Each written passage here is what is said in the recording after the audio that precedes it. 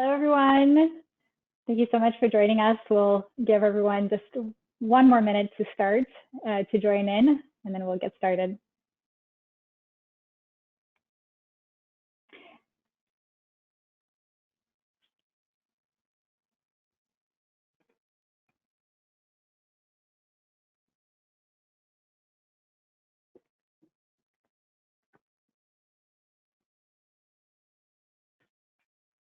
All right.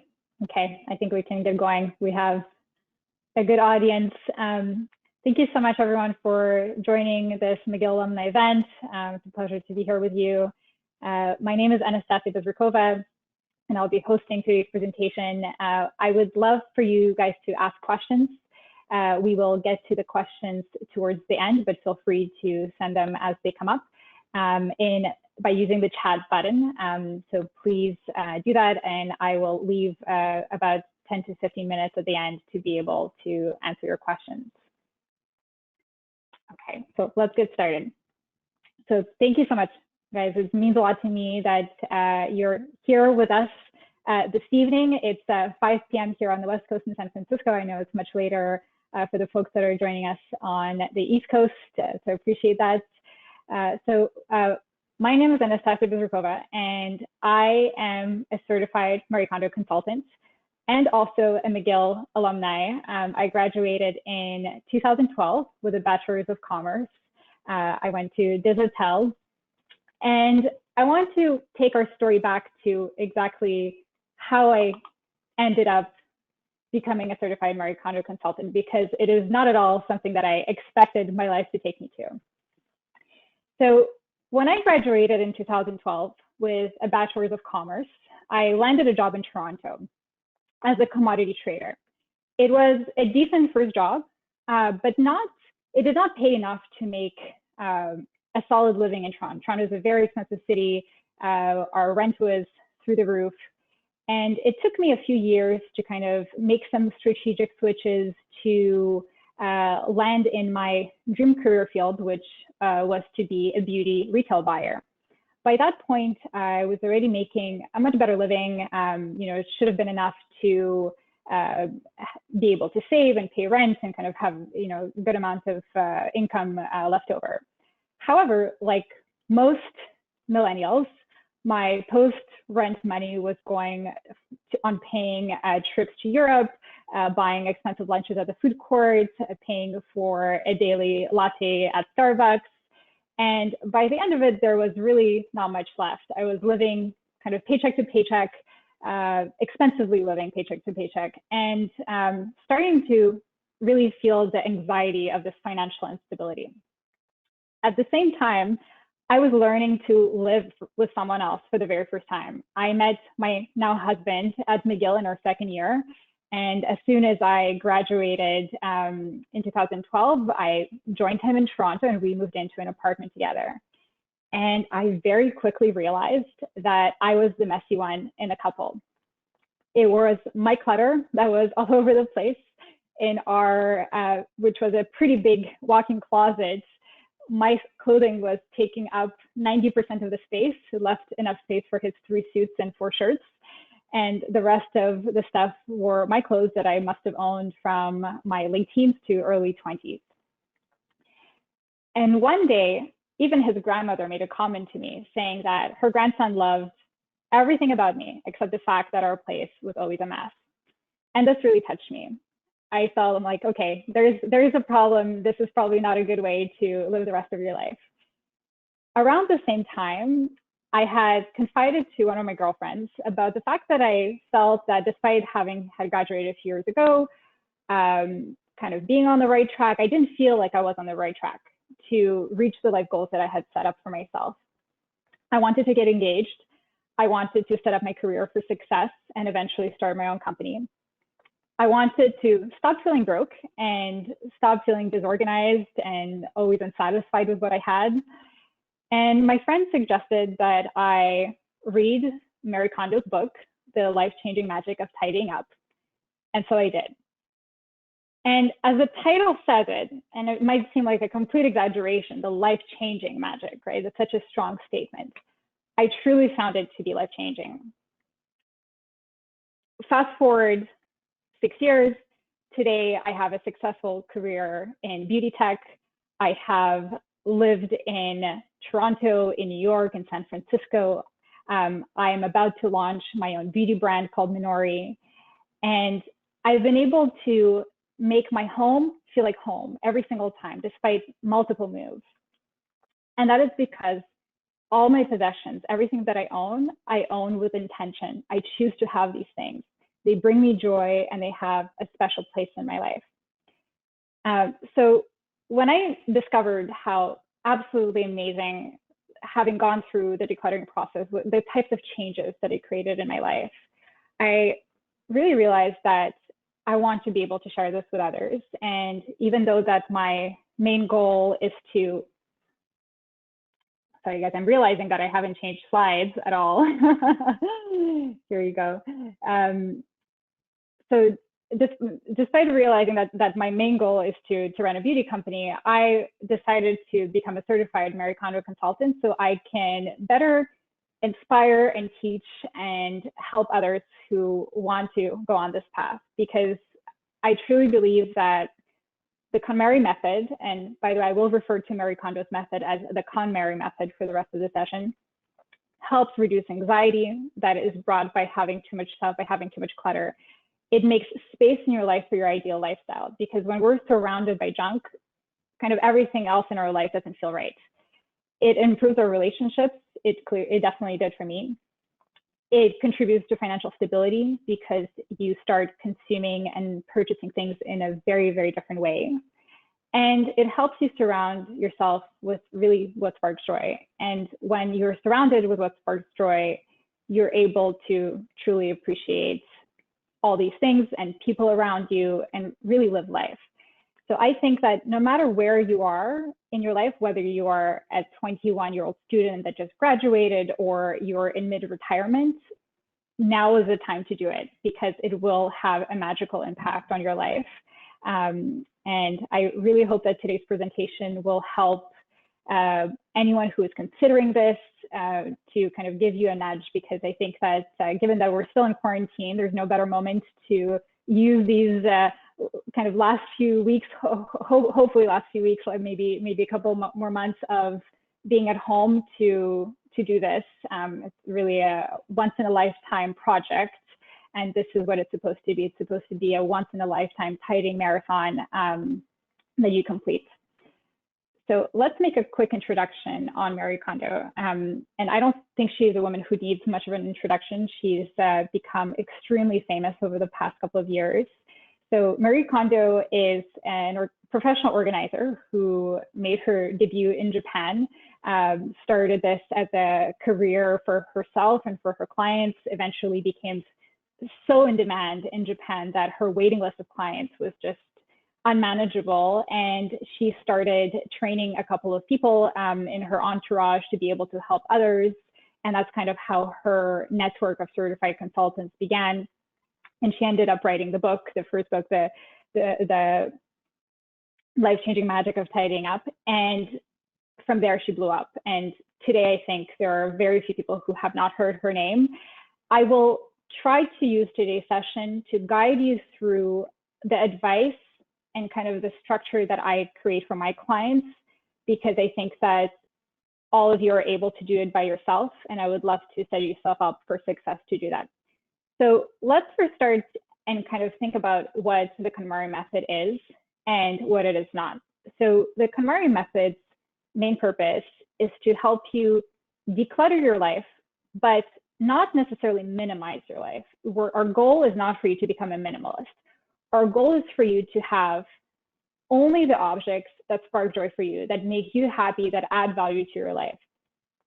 So if you are, for example, a huge avid reader and a big collector of books, and you have a beautiful library at home, and these books really make you happy, that is fine. The goal of the KonMari method is not to tell you to get rid of all of them and get a Kindle and call it a day. Really, the KonMari method is not minimalism, and that is something that I want to make sure that everyone understands, because everyone's journey is very personal. Everyone's result is going to look extremely different. And that is kind of a good thing to keep in mind, that you should not be comparing yourselves. It's really about, and well, by the time you finish this process, to end up with only the things that matter to you. Okay, so let's assume that everyone here, given that you signed up to this call, is considering starting to plan a tidying marathon. I would say one of the biggest things is to plan it in an organized way, because this is a very big endeavor. It's potentially something you've never done in your life. It is not an easy thing to do. This is going to be a difficult journey. And in order not to give up, in order to have a start and a finish, you need to make time for it. This is probably going to be one of the biggest, like, consistent scheduling things that you're going to have to do. So I would say that for you to properly plan this, you should set aside, if you live in a condo that is about 700 to 800 square feet, I would say it's probably going to take you about 20 to 30 hours to go through all of the categories. And we'll talk about that later. I just want to kind of for you to think about the timing of it. If you live in a big house, let's say the average house in the US and Canada is about 3,000 square feet, it's going to take you about 60 to 70 hours. You will not do sessions of 10 hours in a row. I really recommend that you tidy in small sessions of about 4 to 5 hours, because the more tired we get, the lazier we get, the more we're not able to listen to ourselves, the more we're just tempted to say, oh, you know what, I don't want to make this decision now. I'm going to keep this item, even though I'm really not sure if it adds value to my life. So try to, let's say right now we're end of June, you would plan one weekend in July, maybe give yourself a break, another weekend middle of the month, and kind of try to do several consecutive weekends. And in terms of how long each section kind of takes, I would say that on average, clothing takes about 6 hours to complete of your personal belongings. We're not talking about your children or your spouse. About 6 hours. So I would say one weekend I would do kind of one day of going through everything, and the second day going through the folding. Then, depending on how many books and how many papers you have, that normally can take another whole weekend. And then the kimono category, kimono means miscellaneous items. Kimono category can take anywhere from 1 weekend to 4 weekends. It really depends if you're one of these people that just has a lot of stuff in your garage, a lot of things in your kitchen. And you really have to think that this process, it's making a decision one item at a time, one decision at a time regarding whether you're going to keep this item or not. So it does take time, and you have to plan for it. And the very last phase is the sentimental items. I think sentimental items, normally we don't have a huge amount of them, but they do take time to evaluate. So I would, put about another 4 hours towards that. So this is kind of giving you an idea of the time commitment that this would take you. I would really look at it as a process that has a beginning and an end. A lot of people, when they start this, they kind of feel overwhelmed and they say, you know what, I will never finish. This will take me forever. It will not. You have a finite amount of things in your home. It is doable. People that have double the amount of stuff that you have also been able to complete this. So you have to be kind to yourself, be patient. And also, when you're doing this, you have to do it only with your belongings. You cannot do this with other people's belongings. This is a very important thing to understand, because what sparks joy for you, what matters to you, is your personal things, and you have only control over that. You cannot make a decision over your wife's or your husband's things or your teenagers' things. Kind of the threshold kind of normally cuts at young children, where the parents still have full control over their belongings. So if you do live in a home with multiple people, I would highly recommend that you really focus on yourself. You take care of all of your things. You start your own tidying marathon. And by the time that you're done, you will start seeing that even people in your household who might have not been on board to follow along, they will most likely join in and also start practicing the KonMari method. This is something that myself and other consultants, we see that very often, is that people in our household tend to join in. And if for some reason they don't, I think the best method is to really focus on your things, and by the time that you've decluttered all of your things, you will feel amazing, and it's really the goal of it. So this is kind of the planning part. Let's jump into the next step. Okay. So the next topic I want to bring up is really the beginning of the KonMari practice. So when you are about to start, whether you work on this by yourself or if you hire a consultant to help you, the first thing that I ask you to do is to visualize your ideal lifestyle. It is very important for you to picture what would be the ideal world for you when you finish decluttering everything. What does your ideal lifestyle look like? Take a pen and paper, make a list, or even better, create a visual for yourself to really picture and imagine. Go on Pinterest or on Google, find some images of interior designs that really inspire you. You can make a collage of kind of people in your life or activities that you want to be doing. So I really want you to think about, how would your home look?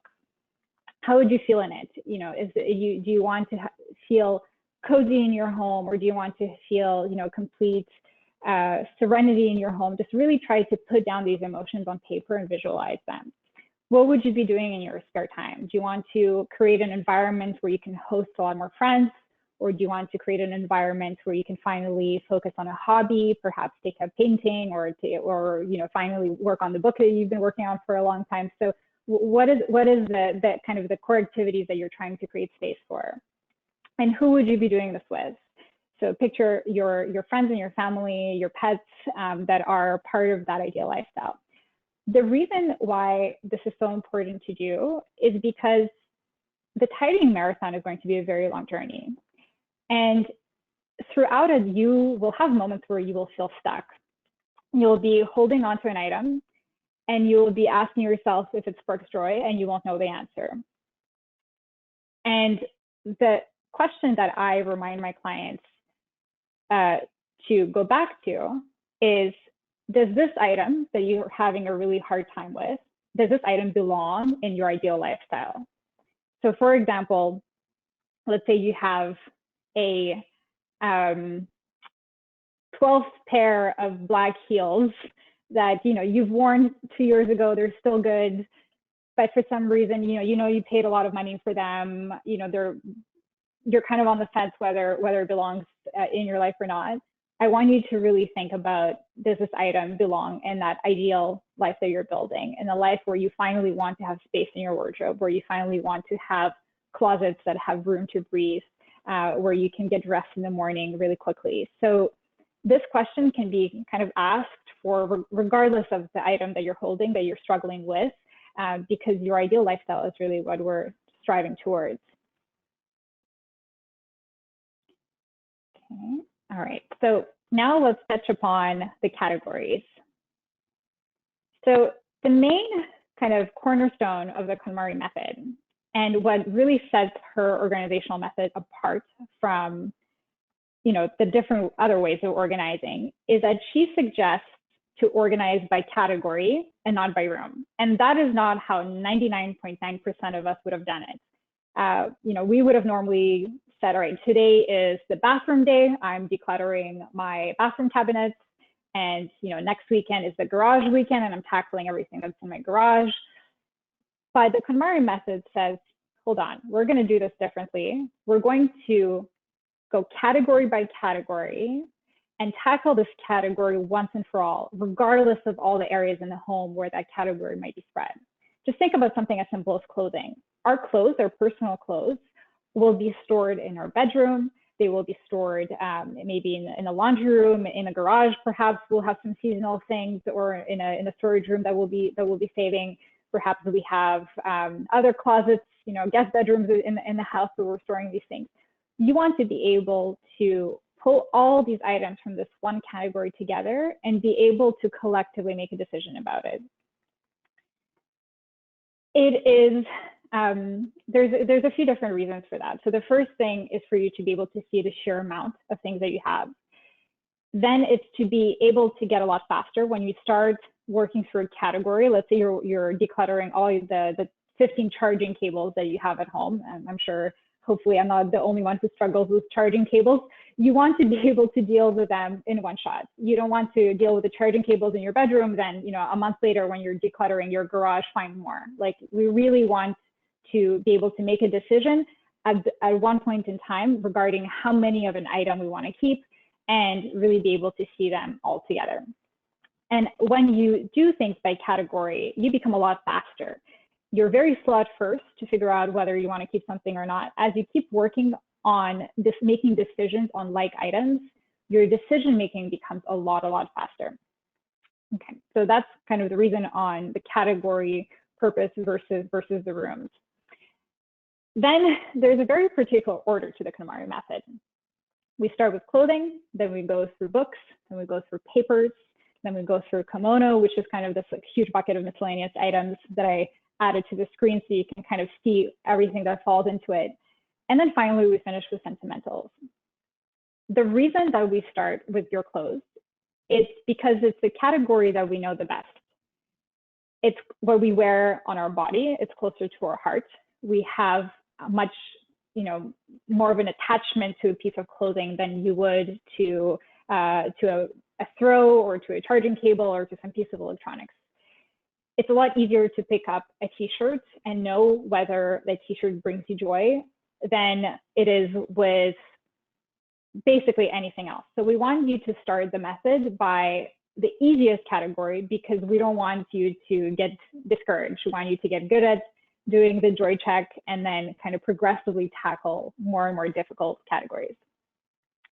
So let's talk about clothes a little bit. I kind of want to use this moment to give you a few tips on each category. Give me a second. I do see we have one question that popped up. Let's see if I can answer it right now. Oh, nope, all good. So when you start with your clothes, as I said, you pull everything together into one gigantic pile and you go through everything as quickly as possible. I would recommend for you not to try things on. If there is something that you are really unsure about, create a maybe pile. It's absolutely acceptable to have a maybe pile and to maybe at the very end, try these things on. But the goal is to get into a good flow and to pick up like-minded things. So, items. So I would recommend that you go through all your t-shirts together, that you go through all your jeans together. It's a lot easier to make these decisions. So when you're pulling stuff out of closets or out of drawers, try to kind of separate them into areas where you can easily access them. Then a big question that comes up very often is about what to do with clothing that does bring us joy, but it doesn't fit us. And I think this is something very common for all of us, whether we gained weight or whether we lost weight.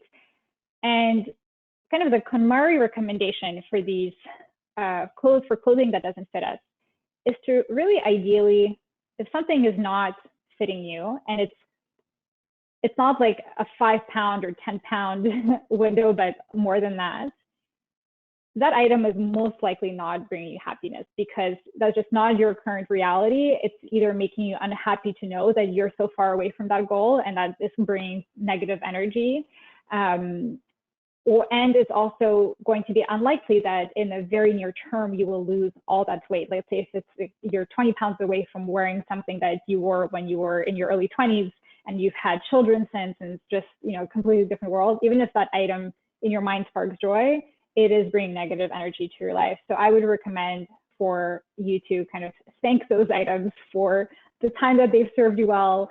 And I will guarantee you that if you do end up losing weight or kind of coming back to the weight where that item would fit, you are probably going to want to reward yourself with buying something different for yourself and upgrading your wardrobe. So I would try to encourage most of you to really not worry so much about these items and to really think about where you are in your life and you know, what your future holds. And the next category is books. books, I think, is one of these that is pretty tricky for most people. It's the category that was very tricky for me and my husband personally, because we are big readers. We love our books a lot. As you're going through your books, I would recommend for you not to open them and start reading them. You don't want to slow yourself down and kind of get tired and go down memory lane.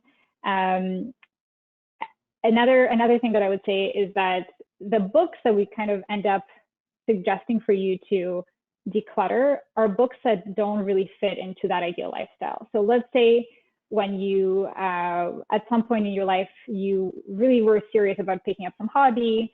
For example, I was really into juicing at some point in my life. I had bought all these juicers and was looking into all these different recipes, and I had several books about juicing. That is not a practice that I carried on in my life. I don't do this today. That type of category, that type of book does not add value to my life.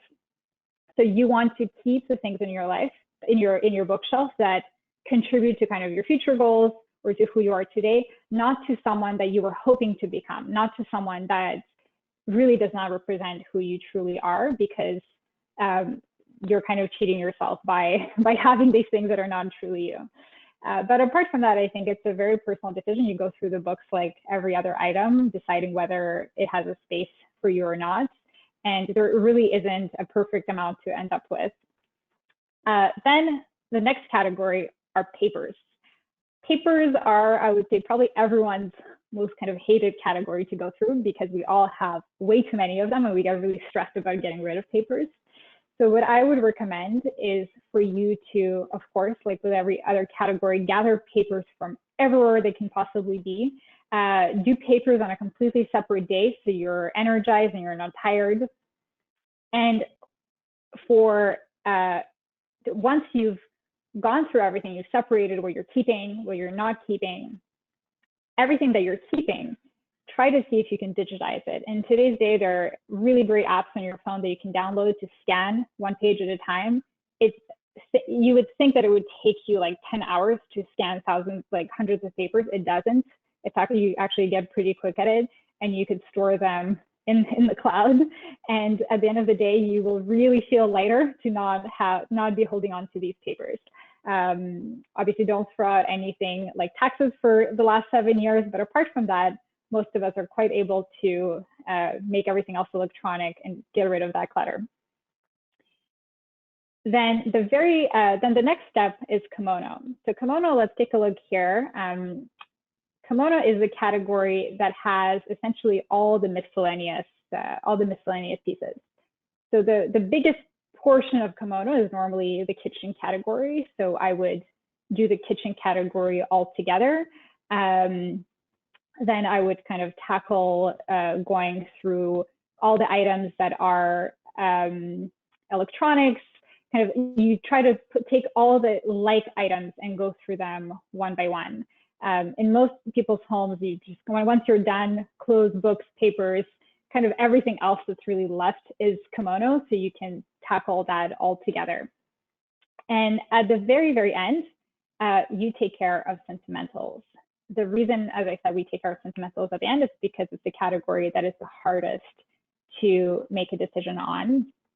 You will find sentimental items kind of all throughout these categories. Maybe you have an item of clothing that was gifted to you by a loved one who might not be with you anymore. Maybe there is a book that has a very sentimental attachment for you. Maybe in the paper category, something that I've discovered is perhaps the drawing that someone made for you, perhaps your, a little scribble that your kid made for you years ago. To someone else might seem like really just a piece of paper, but for you have an entirely different meaning. If you find these sentimental items through all the other categories, do not try to make that decision at that point. Just take that item, put it apart, put it in a box separate, and you will deal with it at the very end when you are approaching the sentimental category. And one little piece of, and I don't remember if I read this in the book or heard it amongst the consultants, when you're dealing with a sentimental item that you decided to kind of say bye to, and you're having a hard time because it's always just hard to throw out things that have a meaning to you, even if you chose that they don't have space in your life anymore, just give it a little ceremony. I think it's a very Japanese thing to do, but let's say it's some paper, copies of photos that you have that you want to get rid of, put them into a paper bag. Some say to sprinkle some salt on it if you want to make it really into a ceremony, close it, just say bye to it and put it away. And just as a gesture of giving this respect to the items that we're saying bye to makes it a lot easier to part with.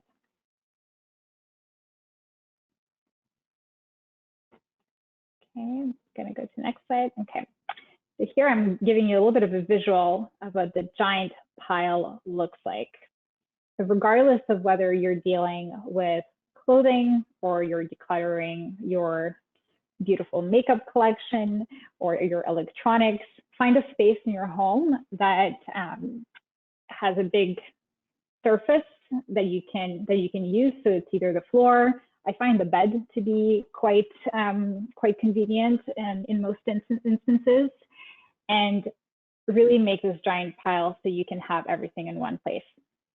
And when you are starting the method, I would obviously recommend for you to have several garbage bags at your disposal. You're likely at the end of every category end up getting rid of bags and bags of things.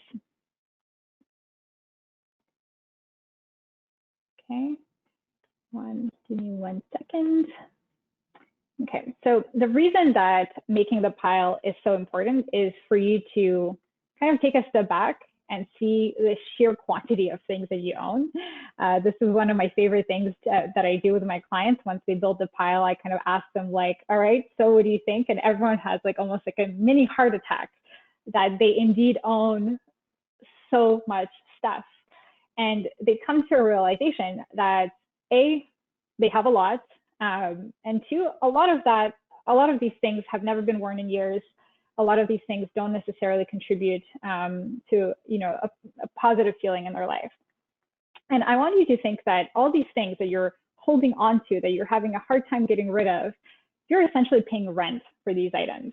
The bigger the homes that we have, we tend to fill up every kind of available space in our homes or in our apartment, and we are essentially paying rent for these items. And if they are not bringing us joy, why should they be freeloading on our space that could otherwise be a lot more serene? So that's a funny way to think about it. Okay, and again, when you do see the pile, it also kind of puts into perspective some of your consumption habits. You realize that a lot of these things were a little bit more impulse purchases, and makes you think about how to change your behavior in the future. Okay, so let's talk about the famous joy check. Now that you're an expert in how to plan for your KonMari marathon, now that we've gone through kind of the categories and the lifestyle vision, the question that you're going to ask yourself 20,000 times throughout this tidying marathon is, does this item that you're holding in your hands, does it spark joy? And in many cases, you will feel it right away. When an item truly sparks joy for you, it's like an instant feeling you're holding on to a dress or a t-shirt that you're constantly wearing and you love it. It's the item, piece of clothing that you want to wear now. It's a piece of clothing that you want to wear tomorrow. It's the first thing that you pack when you go on vacation with you. These things, they're really instant. You feel them quite quickly. But when something does not spark joy, it's actually a lot harder to tell yourself, you know what, actually this does not spark joy. Obviously, sometimes you'll have something you absolutely hate and you're like, okay, this is a clear no. But there will be a lot of these moments where you really will have a hard time making a decision. And I want to kind of give you a couple of tips of questions to ask yourself to be able to decide whether an item sparks joy for you or not. So one thing that I always tell my customers is, if you lost this, would you repurchase it? Will you go back to the store and buy this to replace it because it had such an important part in your life? For clothing, an interesting one to look at is, would you want to wear this tomorrow?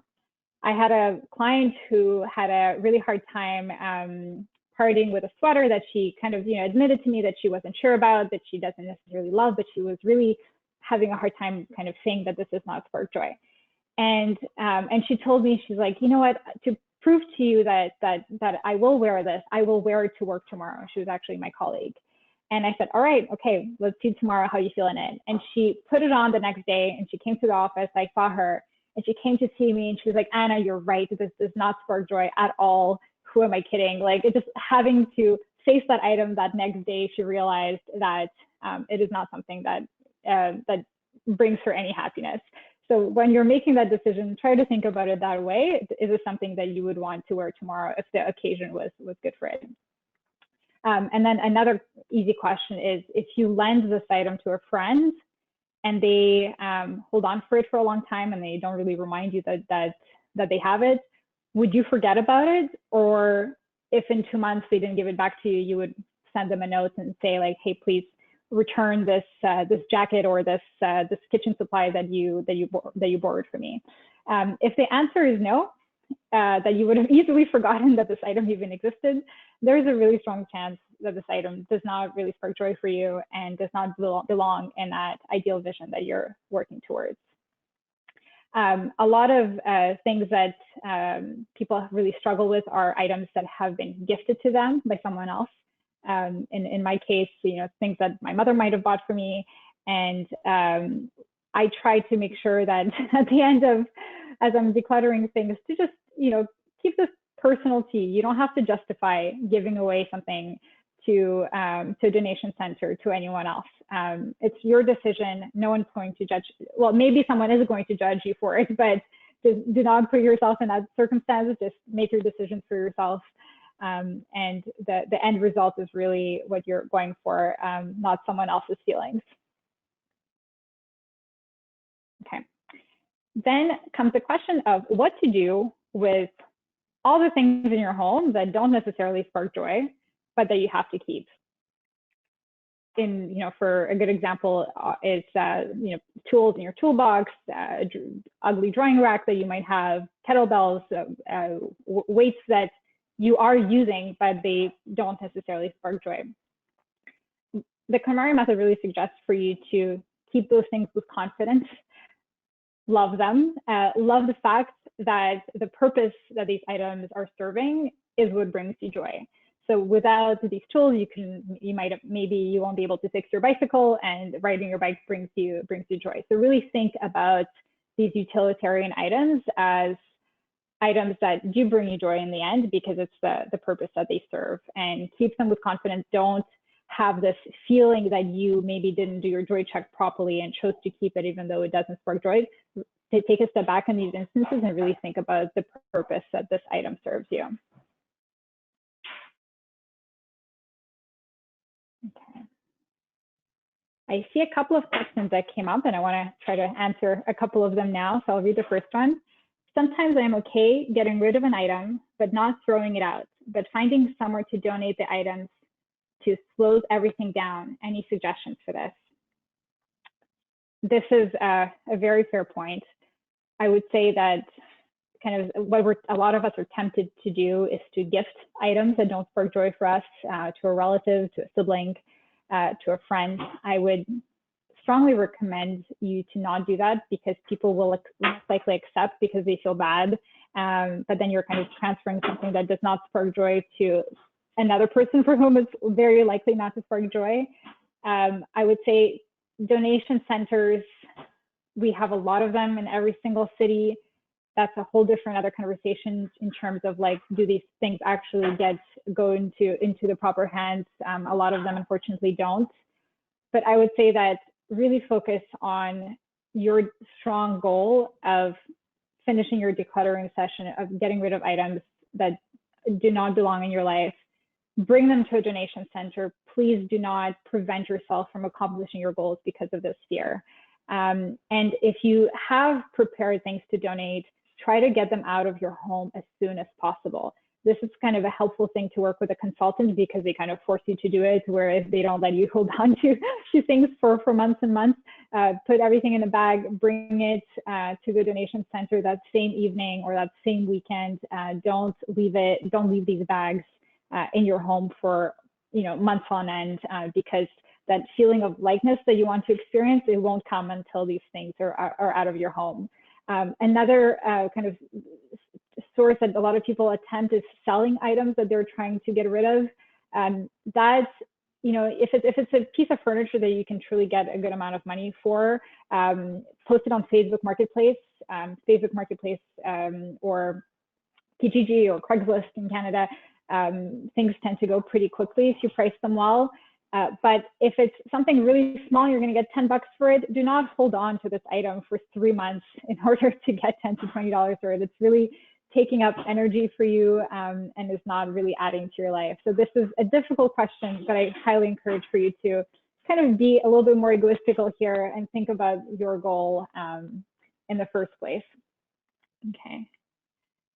All right, so I see another question here was, any suggestions on how to decide on whether to keep a book or not? I think I covered a little bit of this earlier. But if the book does not have any big sentimental value for you, if it's a book that you've already read, that you have no intention of reading again, that you have no intention to kind of use on your coffee table or for decorative purposes, then I would say that's a great moment to get rid of that book. If it's a book that, again, is about a subject that you are no longer interested in, or it doesn't really serve you a purpose for the future, I would say, again, get rid of it. If it's a book that you thought you wanted to read and you bought years ago, and after years of living, you still have not picked up this book, it's very likely that that is just not who you are. And holding on to this is not really helping you advance it anyway. So I think these, in my case, I had fiction books that I bought, some classics that I thought for sure I would read. And, by the age of 30, I still haven't read. I think it's a fair point to say, all right, I'm probably not going to pick this up. And it's absolutely okay to say bye to these books very respectfully, and thank them for the fact that you wanted to read them at some point, but you didn't, and it's okay to let go of them. Okay. 1 second. All right, another question here. Hi, wondering about clothes that maybe that you maybe don't wear, like it's a thing that it's for a specific event. For example, you need a yellow T-shirt for something. What do you do? So for event-specific pieces, I don't feel too guilty about buying them for the specific event, and then knowing that this type of exact event won't reoccur right away. It is absolutely okay to get rid of this item, and in the highly unlikely situation that you might be going to an event that requires a yellow T-shirt again, the $20 that you might have to respend to repurchase it is not the end of the world. But the 2 years in between that it would have been taking up space in your wardrobe, think about the value, even the financial value of that real estate in your home, of that real estate in your mind, and kind of in your emotions is not worth it. So I would say get rid of these items unless they are have a really big significance to you at the present moment. For items that are more of like a dress that you might wear to a wedding, I think all of us have these go-to outfits that we hold on to, that we don't wear super often, but they have a purpose.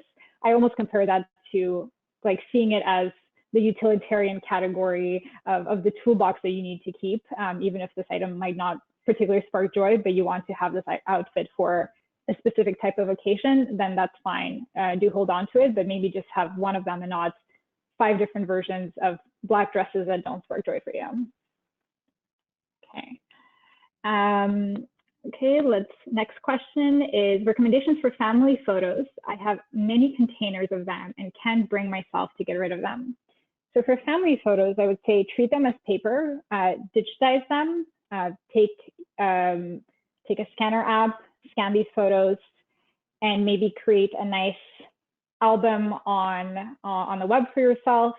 I think you might, be able to store them in your phone, and you would probably be able to actually access them more easily and enjoy them more. And if you made the decision to actually get rid of them, use that suggestion that I told you before of putting these photos into a paper bag, kind of saying a little thank you to them, sprinkling some salt to it if you really want to make it into a little Japanese ceremony, and saying bye to them. It makes it a lot easier. I've done this with a lot of photos, of personal photos, and I found that was really helpful. Okay, thank you so much, guys, for asking the questions. And one last one here. I tried KonMari decluttering before, but I find that the new clutter gradually started again. What are your recommendations to maintain a clutter-free home afterwards? I think this is a really, really important question, because I think it affects anyone who's ever practiced this. I think that if you've truly completed your KonMari method from beginning to end, you will have gotten better at preventing as much clutter back into your home, because you will be making better decisions when you're purchasing new things, and you will be more mindful about whether this new item really belongs in your place. I would say that every 6 months, I would do a kind of KonMari light, a quick joy check over your clothing, making sure that your life hasn't necessarily, switched. Maybe you switch jobs, and these very corporate outfits are no longer, important to you, and they don't bring you joy. It doesn't mean that you failed your KonMari method the first time around. It just means that you're evolving as a person. So it is okay to do these small KonMari marathons. Maybe it's just a day or two that it takes you to reevaluate your things. It's obviously not going to be going and remaking 100,000 decisions. It's maybe going to be remaking a few dozen or a few hundred decisions on these new things that came into your place. But whenever you are bringing in new items, I think you have to be very careful about what is their permanent home. Where do they fit in your house? And they kind of become clutter when you don't think about it that way. I think once you've finished decluttering everything, you don't, we'll talk about this in a few slides, you don't try to store things as you're decluttering. You go through all the categories, and then you find permanent homes for all your things. And whenever you bring in a new thing from outside of the house, you have to make sure to give it a permanent home right away, so it really kind of finds its space and does not feel like clutter. All right, thank you so much for the question, guys. I'll look at the question list again at the end. Okay. All right, so let's talk about the importance of the KonMari folding method. So the KonMari folding method recommends that you fold all your items vertically, standing. This is a little bit of a shock to people, especially when you tell them that you should fold your socks that same way. It really is life-changing, because it takes up a lot less space in your drawers when you fold this way. So you can have a drawer that is just like overflowing with things. The moment that you fold it in a way that it stands up, it just right away takes up a lot less space. I would recommend that you fold anything that can be folded, especially all of your underwear, your t-shirts, anything that's pretty small and can be folded in a compact way should be folded. Items that are very, very light, like a silk blouse or something very airy, or a silk skirt, those I would recommend hanging them. So you can tell pretty quickly whether an item would feel happier being folded in a drawer, or if it would feel happier being in a drawer. Try to place them from darkest in the back to lightest in the front. I think that I want to, actually, let me stop. At the very end, I'll stop sharing my screen and I'll give you guys a small folding demo if we have a few minutes. And it does not take a lot of time to learn how to fold like this. I would tell you, do not try to strive for perfection. Just because you saw Marie Kondo doing it perfectly on YouTube doesn't mean that you absolutely have to. You can learn how to fold and make it stand. And as you're doing laundry, you're putting things away, just do it quickly. But the fact that you're doing it, you're keeping it up with it, it will make a huge difference in the way that your drawers feel. And you will be able to get ready in the morning so much more easily. Once you open the drawer, you can see every single item, versus when you store them one underneath the other. If you want to reach for that bottom t-shirt, you end up destroying the entire pile, versus in this instance, you don't destroy the entire pile. So this is one of my favorite parts of the KonMari method. I would say try to find little boxes, like something like this, to store your socks in, so they're contained in a little space. In the photo here, do you see that little wooden box? This is where I keep my underwear. Because they're so small and difficult to make stand upright, I don't want them to be loose in my dresser. I put them in this tiny little wooden box. You can use a shoebox. I'm sure all of you get boxes regularly from shopping something online. Just keep the nice ones and use them to store things. I would highly recommend for you to use storage accessories that you already own, and not to go running to the container store and buy a ton more things. Only start thinking about where to store your items when you're done decluttering. Do not go and buy a container before you even started, because you really don't know how much you're going to end up with and how much you're going to need. So try to complete your whole decluttering marathon before actually buying any storage. So this is the fun part. I wanted to kind of show you a couple of photos from some of the sessions that I've had with customers. Here is a photo from one of my colleagues who had, a closet that was not, complete. It wasn't too difficult. It wasn't a disaster, but she really wanted to create an ambiance that would make her feel happy in the morning. And she had the space, and we ended up putting some of her art on the wall. We displayed her shoes in a beautiful way. And when she gets ready in the morning, she really feels like this act of getting ready sparks joy for her. So do use your dresser, your closet, as essentially a little area for you to maybe put some art or something that's really personal to you that will make you happy. This is another close-up from another client that I've had. You can see how just amazing it feels to have your clothes organized in kind of this vertical way. So from longest to shortest, or from shortest to longest, is how we recommend to do it. Think about the fact that you have a limited amount of space, and you're only going to achieve this result of being able to fit things properly if you get rid of enough. So I told you in the beginning, the point is not to become a minimalist, but if you know that your closet is, this size, you will not, and you choose to keep double the things that fit in it, you will never really achieve this result, and you won't really feel satisfied. So your physical constraints of your storage space should really be considered as well. The kitchen is one of my favorite ones to see the big result. Kitchen items, we kind of hold on to a lot of things that we think that, oh, maybe one day for this particular recipe, I might need it. If you get rid of something that doesn't spark joy for you, that you haven't used in forever, and it might happen that you might need this item again in the future, it's not the end of the world to repurchase it in 5 years, or to ask a neighbor or a friend for it. I have never regretted getting rid of any of my kitchen supplies or kind of kitchen gadgets. So this is an example of drawers that when you don't fold the KonMari way, are overflowing with items. And then once you fold it in the KonMari way, everything kind of fits in perfectly. And in this case, we still had a little bit too much in there. I would recommend for you to have a good 10 to 15% of space, of breathing room in every drawer.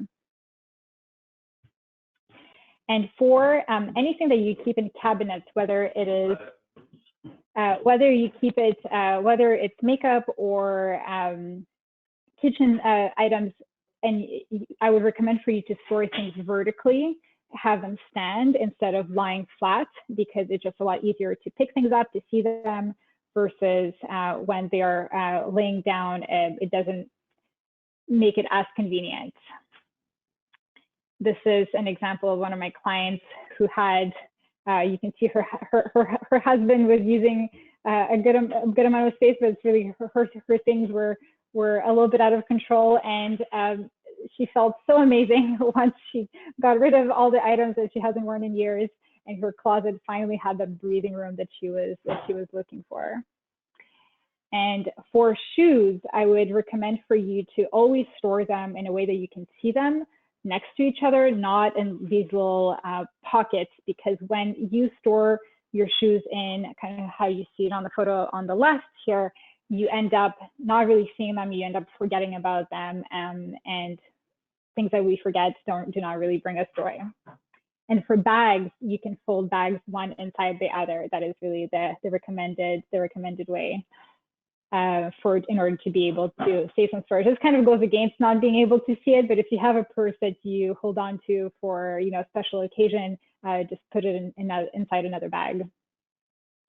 So that concludes kind of my little presentation. I hope that I've covered most of it, that I've inspired you guys to embark on this journey. This is really something that I hope all of you do. Set yourself a 6-month time frame to complete. Don't let this drag on. The momentum really helps. You'll get really excited about it.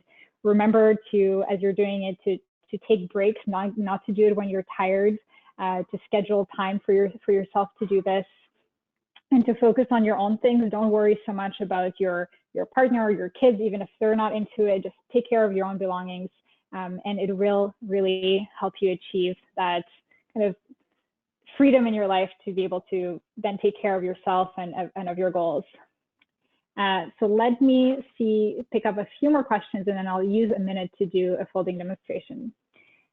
How about shared decision making when you're 2 adults with 2 university-age girls? How do you Marie Kondo all together?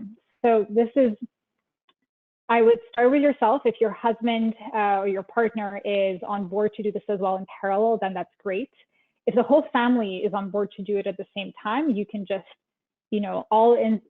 be taking care and making these decisions on your personal belongings. Then there will obviously be things that belong kind of to the household. Maybe it's something in the kitchen that everyone uses or that has been purchased together. I would then, pair up with your partner and make a joint decision on whether this item sparks joy or not and belongs in your ideal future.